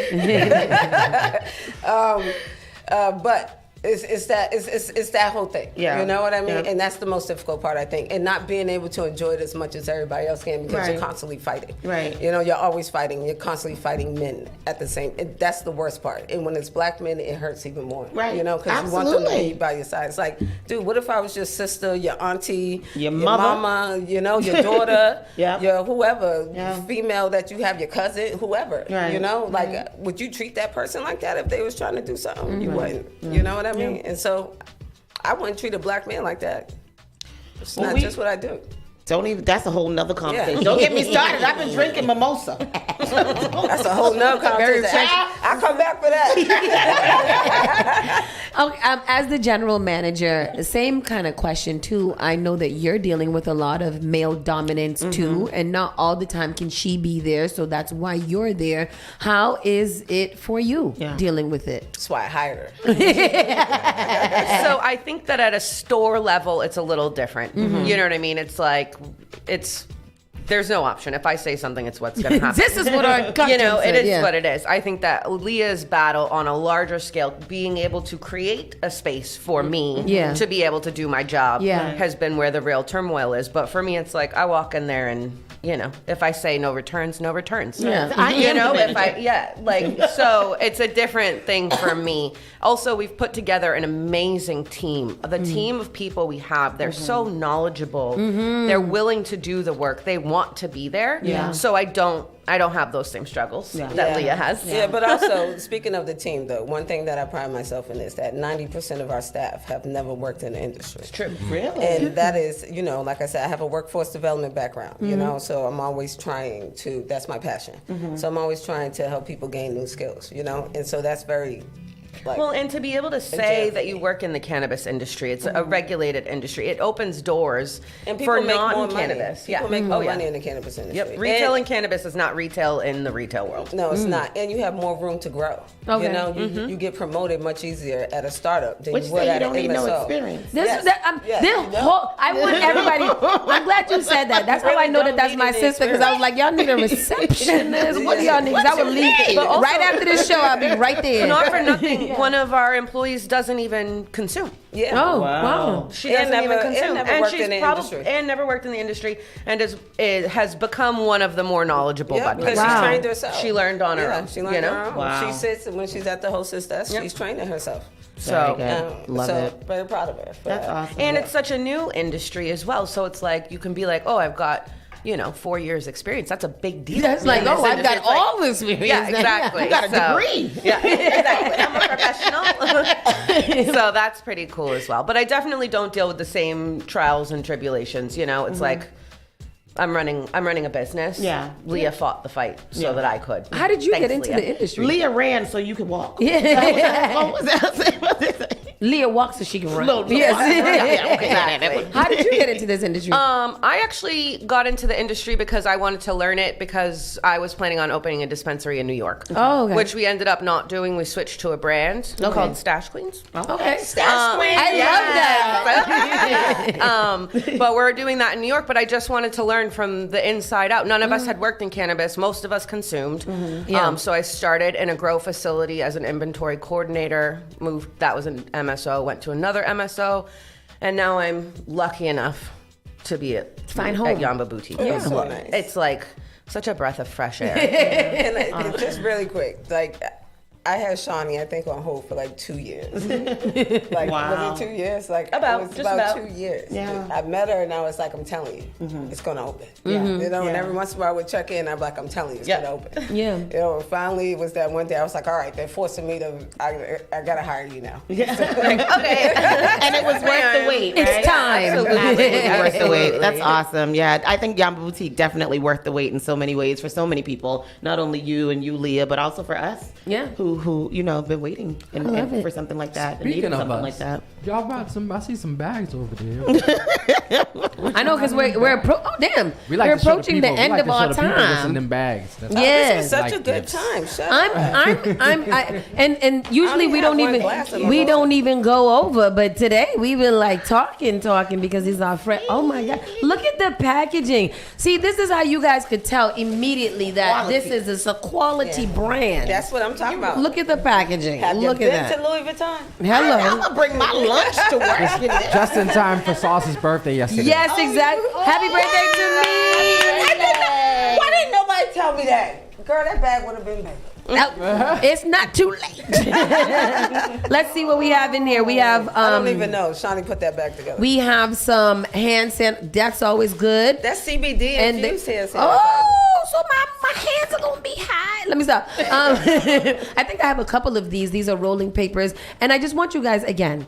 I'm a big sucker for branding and packaging. It is beautiful. You should open it and look what it in says a little in the sack. middle. What it says inside. We got some Good Vibes by Feel Good Fast Acting Sarah. Put a little bit on my pancakes or on a man. Look at this, the rolling papers. You open it up and it's beautiful with the flowers on it. It says moisten gently. Yes. Right. We've got some. What this is? Those are edibles. Ooh, yes, we got edibles just in case you need to be discreet about your high activity. It's like a push pop. Oh, that is a live resin infused pre-roll with a glass tip. How With beautiful a glass- is this though? Oh my God. That was cool. That is adorable. Listen, y'all two be careful. Those are infused, so y'all two be careful. I know, you know. And then we got a little tote bag. It says weed. Hold on, that ain't little. That is Yamba branded. I just saw this on the thing and I was like, I love Me that too. weed bag. My weed. Let me tell you. Let me put all of my stuff in my weed bag because can't nobody tell me. I'm gonna walking like this. My mama's gonna be like, "What does that bag say, mother?" Yeah. Listen, I'm grown. Oh my gosh, what is these? These are drops. How much is the weed bag? It's syrups. Oh, what you do? Drop this in your drink? 30, I think. I think the weed bags are $30. Yeah, you at put that in Yamba your drink, Boutique. Tony. Like put it in your water, drink. tincture. Yeah. So those are that's not like like the seltzers where you get 5 milligrams in like a tall ass can. Yeah. Those any of your drinks you can add to any of your Thank drinks. you, and Leah. have it And down. We should have bought that out earlier. We could have made these we mimosas could even have more been- fun. I didn't realize. It would have been a different kind of day. It would have been a whole different I conversation. feel like I might have a million after this, goddammit, because I can't be getting this. Mimosas got me feeling real nice and warm. What kind of meeting? It's just a meeting in my office room. Oh, Hello, I'm about to make a visit. No, this is I do appreciate. No, you can't get no bag.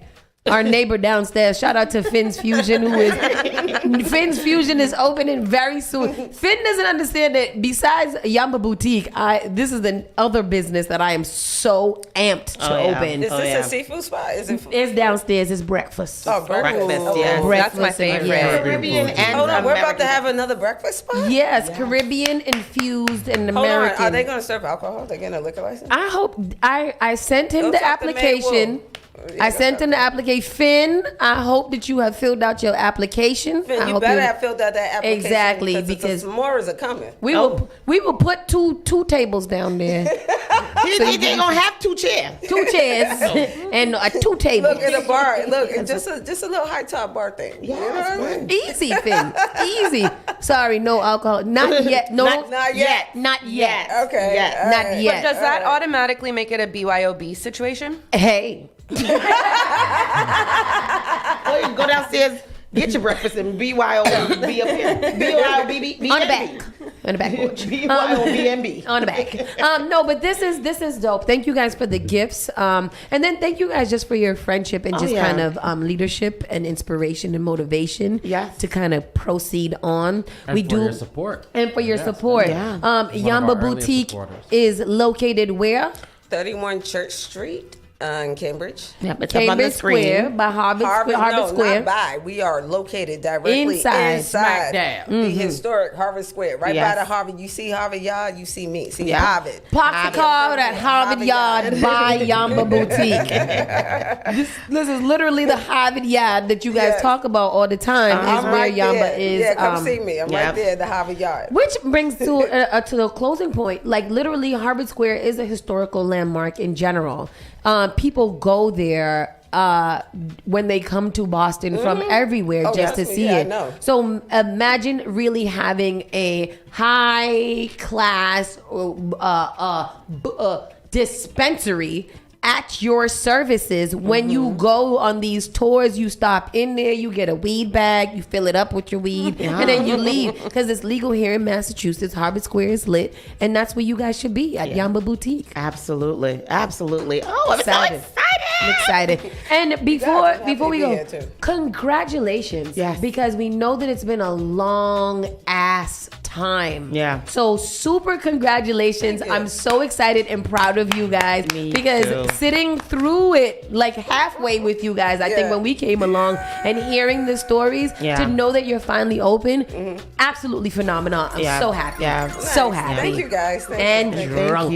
Thank you. I know how long y'all been trying to get me here, so thank y'all for having me. Exactly. I'm here now. She's like, no, it's not open yet. It's not I open gotta yet. wait till boutique open. So Yes. she's open. Thank you for these She mimosas. open. Go see her. Yes. Go on down. We're going down soon.